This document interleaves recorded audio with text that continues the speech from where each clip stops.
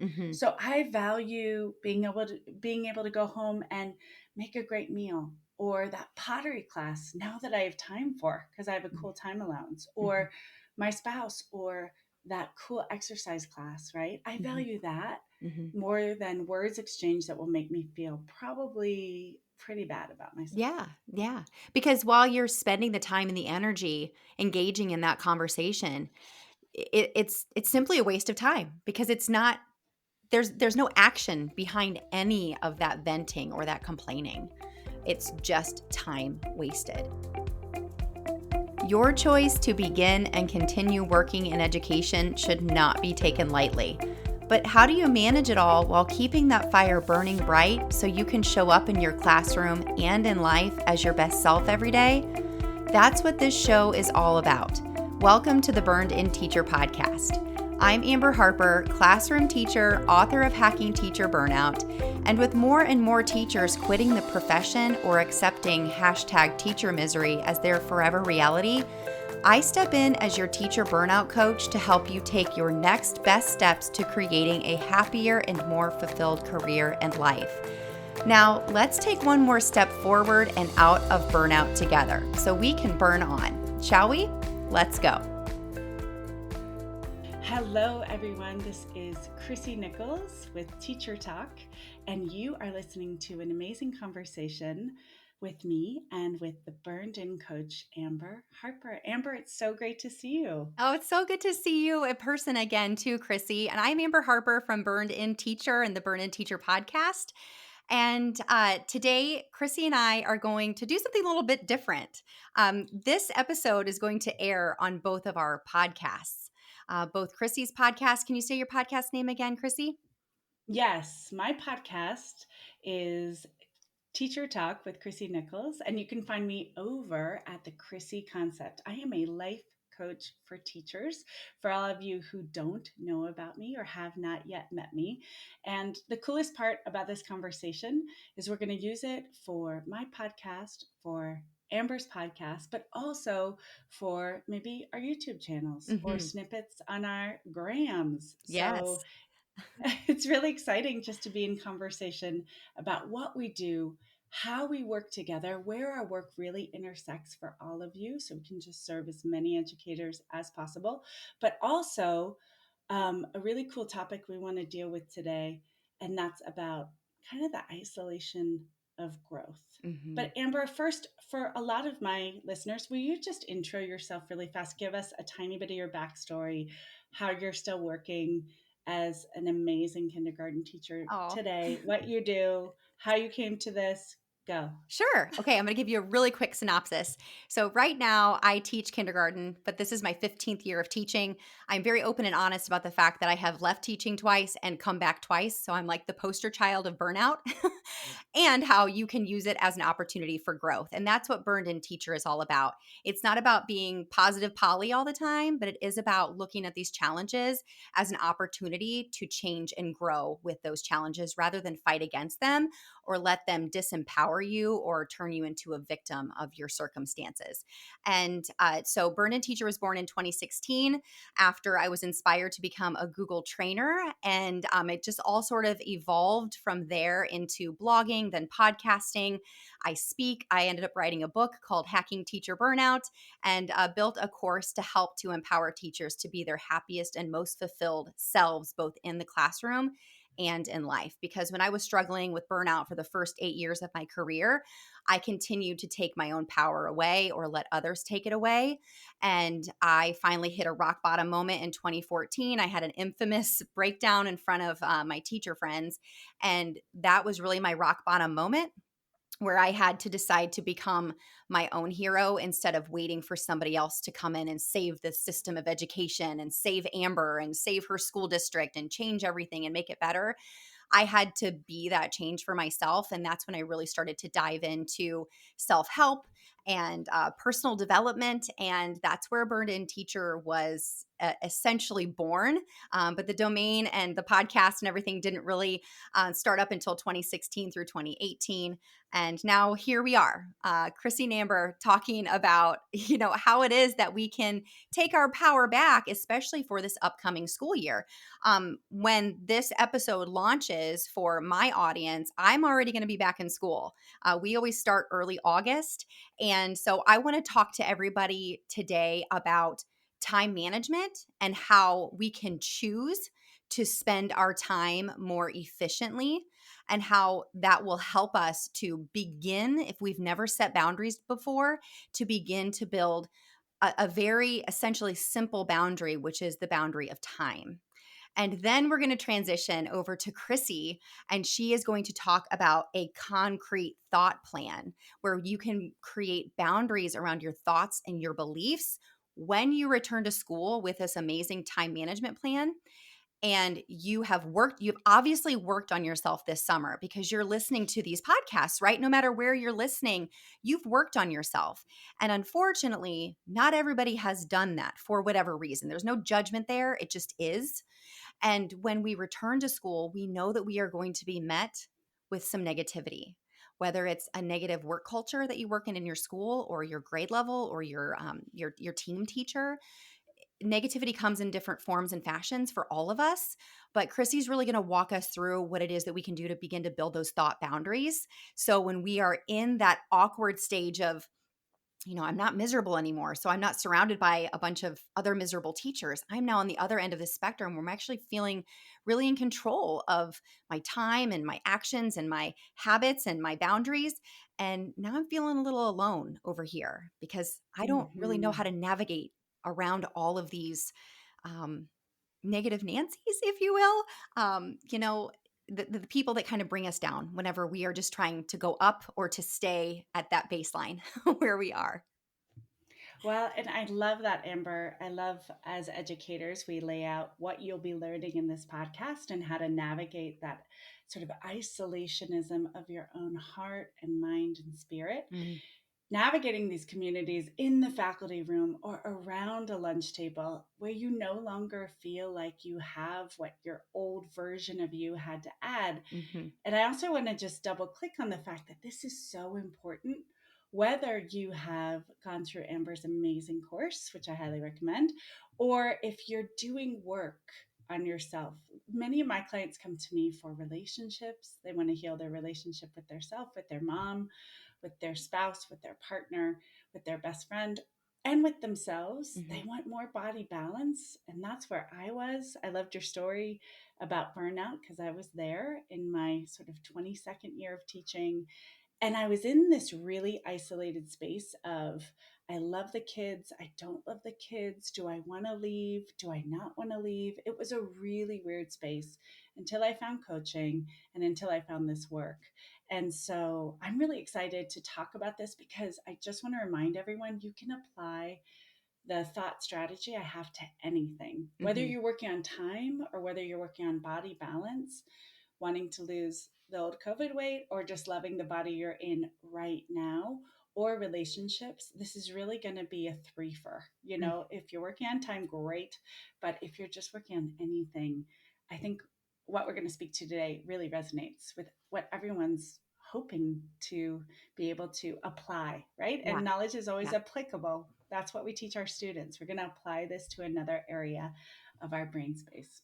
Oh, and this is going to be so important too, because when you change your beliefs and your actions around how Mm. you spend your time, people notice, because they will notice that you are in different places and spaces than you were before, or that you are not in places and spaces that you used to hang out in, and you're not hanging out with the same people that you're hanging out with because you are not going to make the time for that anymore. You are making the time for things that are the most important for you and the people in your school who build you up and who help you to move forward rather than to stay stuck in that cycle of chaos and overwhelm and frustration and negativity. And also, although this is about, like, I'm going to be teaching you about how to build time boundaries, It's really about so much more than that because this is going to create a ripple effect of change.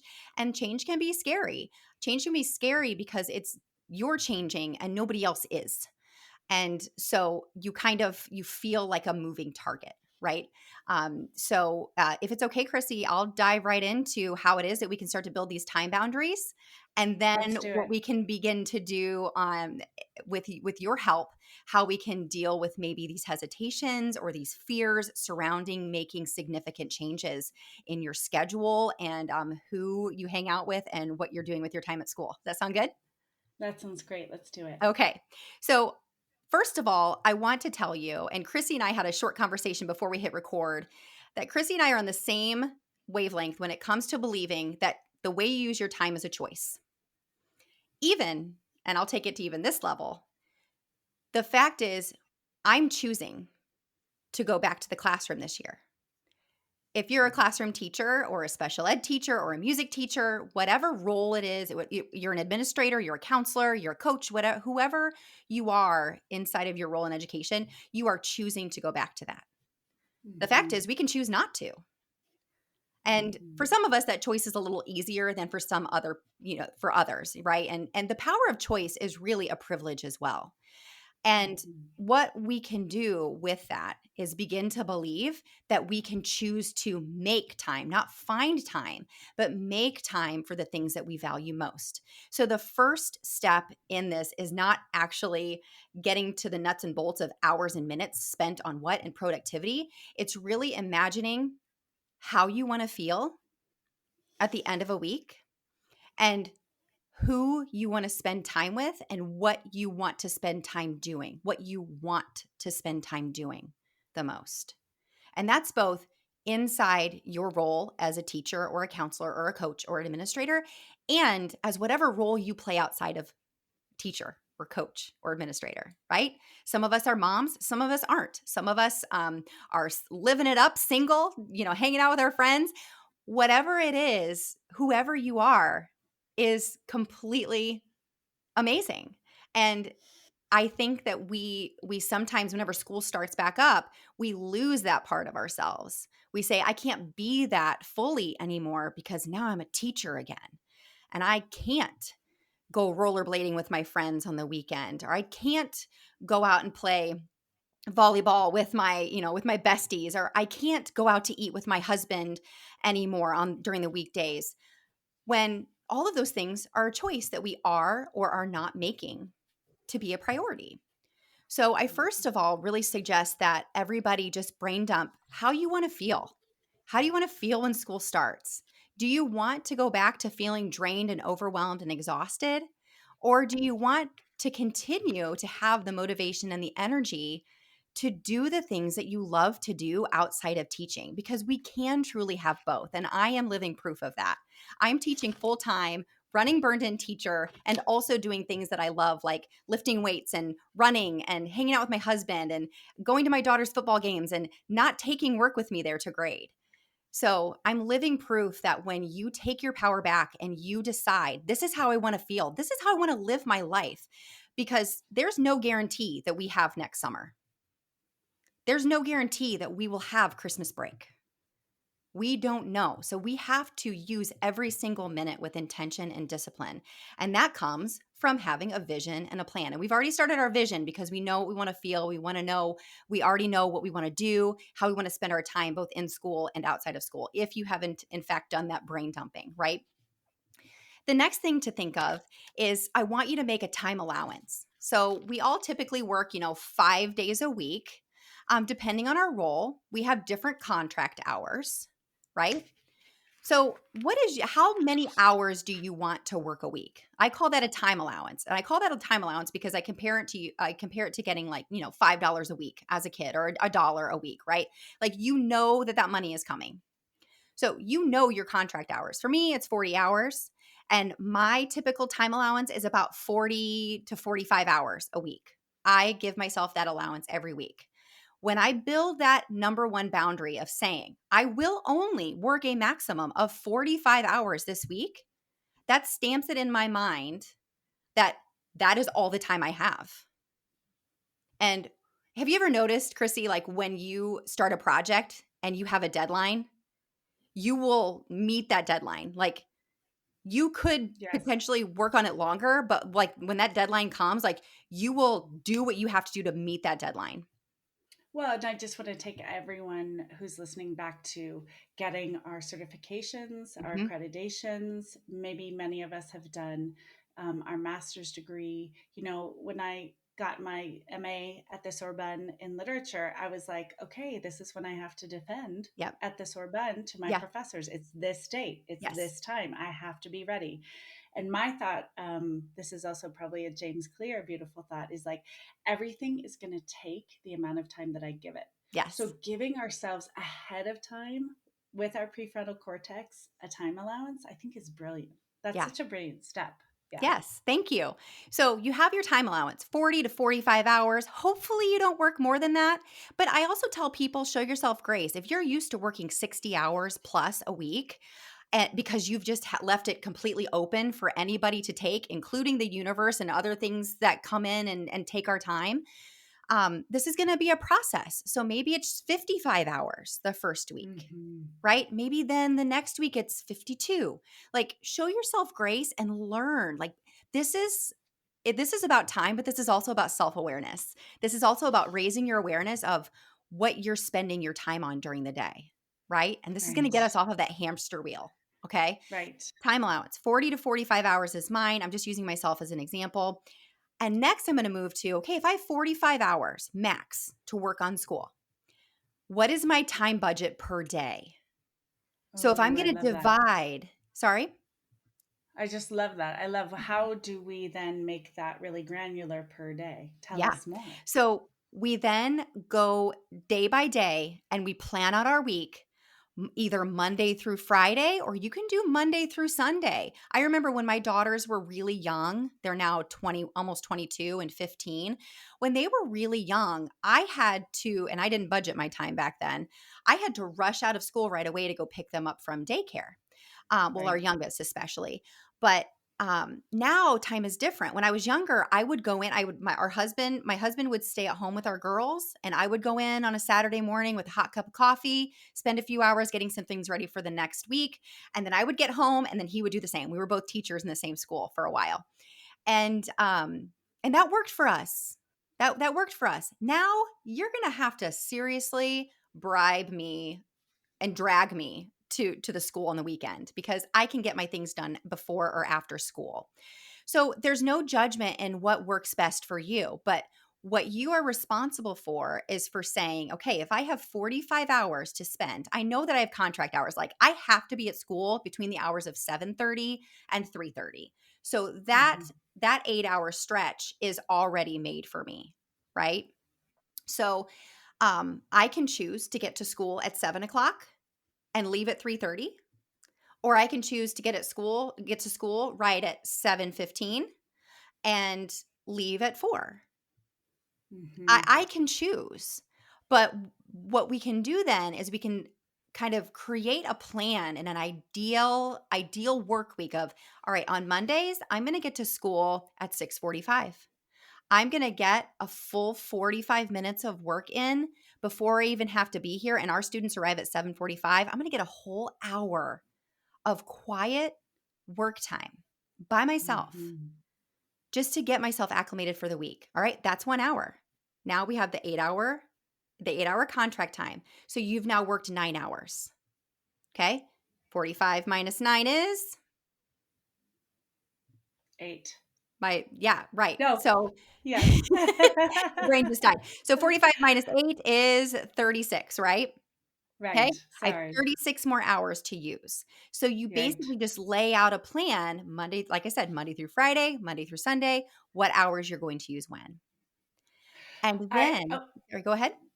I was just going to say, Amber, I was so, of course, in my thought space of not doing math, but I'll tell you what, when you look at that hour, like you were saying, getting there at that beautiful, silent, assiduous hour before the day starts, the beauty of that is if you know that's going to be your hour and one of nine, right? Mhm. And you're going to go through your bank in just a second. I can just see for myself as you're talking, I'm feeling into, I'm going to use that hour. I'm not Mhm. going to go chat with my neighbor who just sauntered in 8 minutes later. I'm going to get to that copy machine. I'm going to make sure it's warmed up. Like go, go, go, go, go. Mhm. And that's that discipline and intention you're talking about. Yes. Yes. And when you do this for a while and you learn about yourself, you're no longer rushing to that copy machine on Monday morning to make copies for when the kids first come in. When you're using that time intentionally, you're coming in Monday and your whole week is basically planned out and prepped. Now what Yes. you're doing is you are grading and entering grades.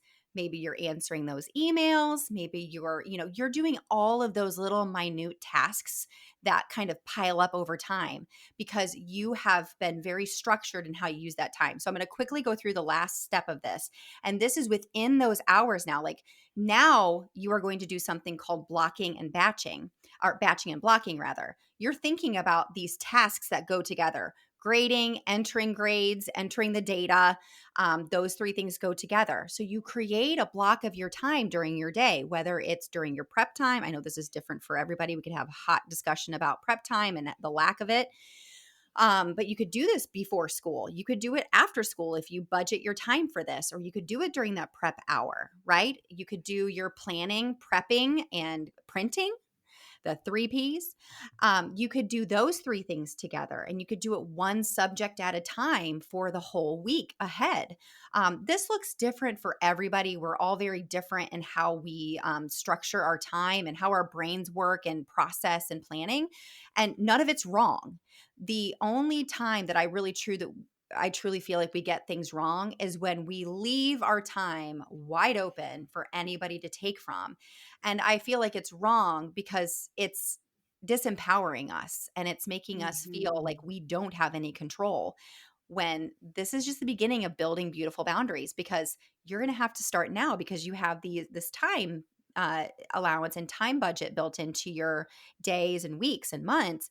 You're going to have to start to say no to things Hmm. because you're saying yes to yourself. You're saying yes to your schedule. You're saying yes to those things that you love to do outside of school. And this is kind of where Chrissy comes in, because you're going to be met with some resistance from both of yourself and other people when you've now set these time boundaries, and now you're having to set these boundaries with people that are like physical boundaries. They're also, time boundaries as far as, I'm sorry, I don't have time to help you with that right now. Like how to have those conversations and to build that concrete thought plan for how you're going to address these things whenever they happen, because they will.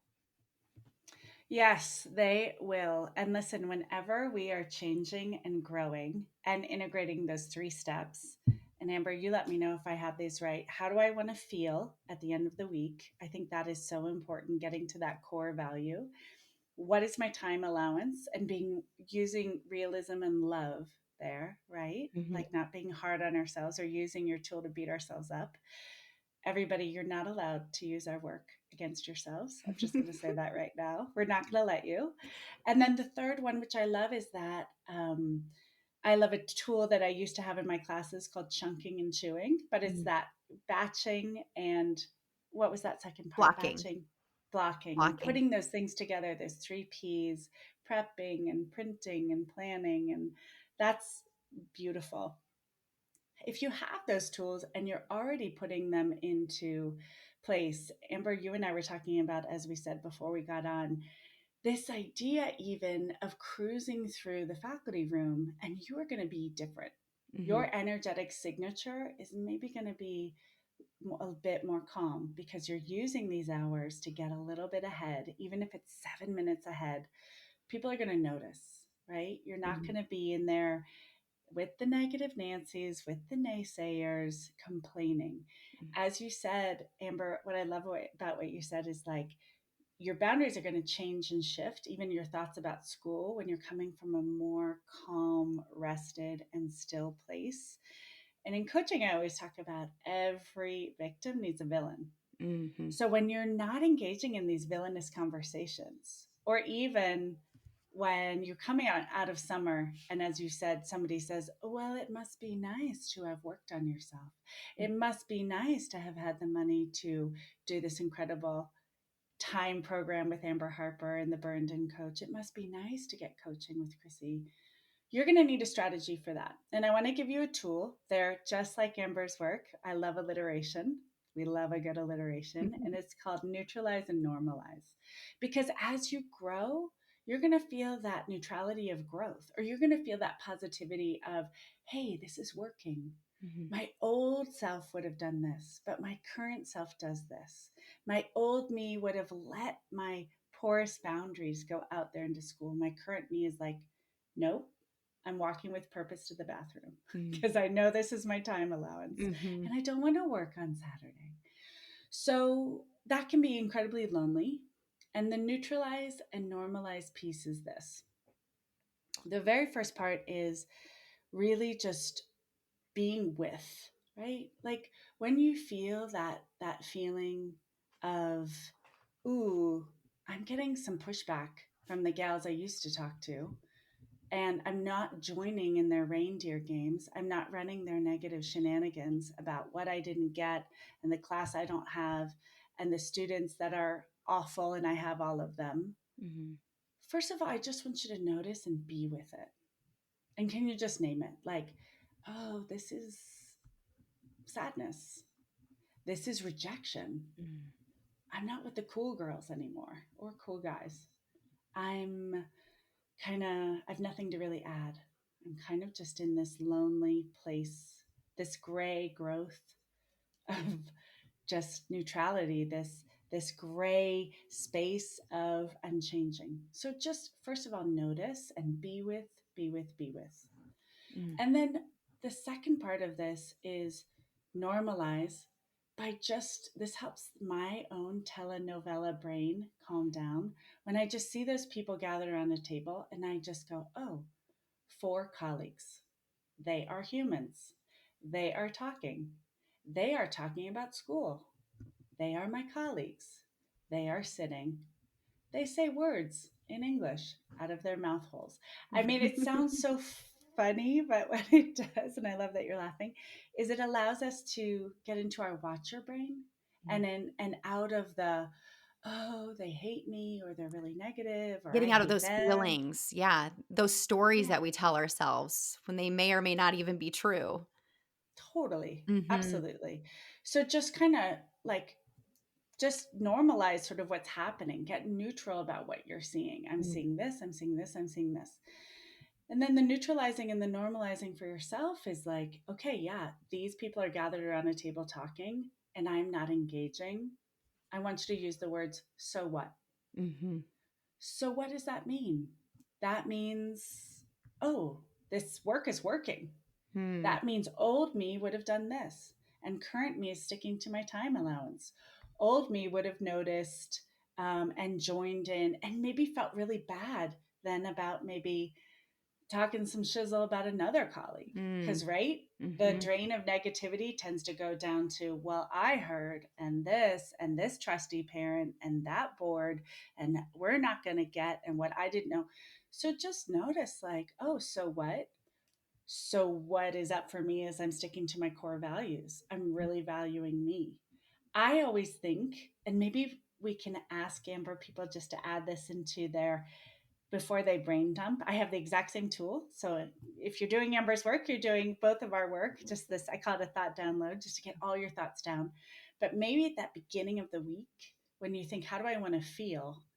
I always like to go to, I'm way more valuable than any gossip that I Mhm. can hear or I can give. Mhm. I value my time more than gossip out there. Ugh, I And if love you that don't want to, so much.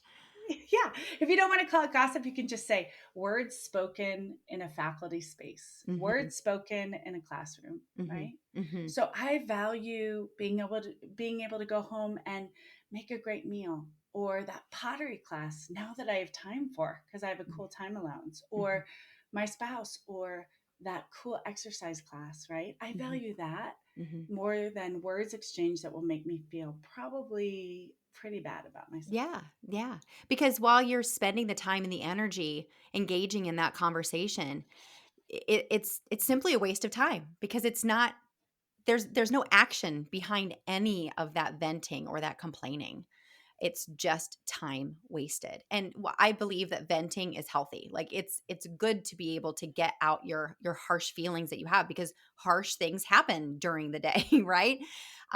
But there's a difference between doing it every day around the lounge table and spending time engaging in that conversation every day, and once in a while just having a good old fashioned vent sesh that just helps you feel like, oh, it just feels good to get Yeah. that out, right? Yeah. Now I can move on. And I think the last part of this you just named, like the differentiation. I believe that our thoughts and our emotions are always going to be 50-50, Mm. right? The Mhm. statistic of we've got 60,000 thoughts every day in our brain. What is it? 82% of those are negative. And Right. of those 82% negative thoughts, like over half are thoughts that we run every day and all the Every day. time, Yep. right? Yep. But if you can just expect that this growth process, sometimes I call it the river of misery, because when you start to work on yourself and see what you want to change, you're like, oh, I had no idea Yeah. what I was doing to avoid all this. I was overeating, I was over drinking, I was buffering, I was overworking, I was overgrading, I was staying in the classroom till all day Saturday, whatever the overing is, over Mhm. Netflixing, whatever it is. Once you start to see it, just notice like, oh, this is the 50-50. Mhm. Sometimes Amber and Chrissy's work is going to feel amaze balls. And I Mhm. want to shout it from the rooftop and teach all my students how to feel a feeling. And then sometimes it's going to feel lonely, Yeah. frustrating, Yeah. rejecting, not great. And just your awareness of just like almost making that a lesson plan for your mind. Mm. Oh, it's coming. I Yeah. think is really going to be helpful. Yeah. Absolutely. So, Chrissy and I both have some resources that we would love to share with you that can help you to do this work if this is brand new to you, or maybe you've heard it before but you haven't taken action. That's something that I believe so much in. I don't want this to be shelf help. I don't want you to listen and put no action behind this, because action breeds action. Even if it's a small action, there are so many amazing ripple effects that taking a small action will have on your life. So this process that I talked about, I've called it time budgeting for quite a long time. But you can find the time management bundle in my TPT store, where I walk you through exactly how to create this time allowance, how to create your time budget, and then how to block and batch. And that also comes with the priority planner. And that helps you to build a weekly priority list so that you can more easily build those blocks and batches into your days and hours of your school day. Thank you, Amber. That is so important to know how to find this, right? Hmm. Um, as for me, if you go over to my website, which is www.thechryssyconcept.com, because we all teach in concepts. So Hmm. then it will become the Amber concept and the Sarah concept and the Dan concept. It's for you. You're Love going it. to make through your action this work Mm. for you. You're going to find all kinds of freebies, including if you click on a resource called Neutralize and Normalize. I'm going to take you through this process. Oh, So it's an love it. easy, hot, quick, not much time. You can do it. Put that in your bank and in your Mhm. allowance. But Amber, it's just been so beautiful today to see where our work really crosses over and connects, and where it's different. And I Yeah. love that. And I love your message, and I love everything you have for all of my listeners in my community. And of course, my mission is just to help as many educators as possible. I want to put coaching in every school. I would like administrators to be paying for this. Heads of school, if you're listening, please come to me, Hmm. because I really believe that coaching should be a basic human right. Managing our minds is the best gift we can offer to our students, a very well regulated adult. You might be the only adult in the room that your students know who feels, at least at times, well regulated. So Right. Right. this is the best professional development you can give yourself and give your school communities, because people will notice and then they'll say, what the heck are you doing? Right. I Yes. believe those I negative love that. Nancy's are Yes. going to come around and say, hey, Hey. she seems more zen. She seems Yeah. happier. What's she doing? Right? Yes. Yeah. And you will attract the people that want that change. They want to see that change in their life too, and you will repel the people that don't. And you're going to repel the Correct. right people, and you're going to attract the right people through these changes. So thank you so much, Chrissy, for setting this Thank up. I'm you. going to self-admittedly say Chrissy's the one who contacted me and said, "Hey, let's do a podcast together." And I'm like, "Let's do it. This is amazing." And I'm just so grateful for your time and for your Same. knowledge. I mean, I just really, it takes a village to raise a child, and it certainly takes a city to help teachers right now. And we are just two of some amazing resources that are out there to support Yeah. you. So, Yeah. so whether it's through us, whether it's through somebody else, we just both want you Right. to find the help that you need in order to move Right. forward, because you do not have to stay in this negative spiraling, frustrated, miserable place if you are in fact there. And I've been there, and it's no place to stay.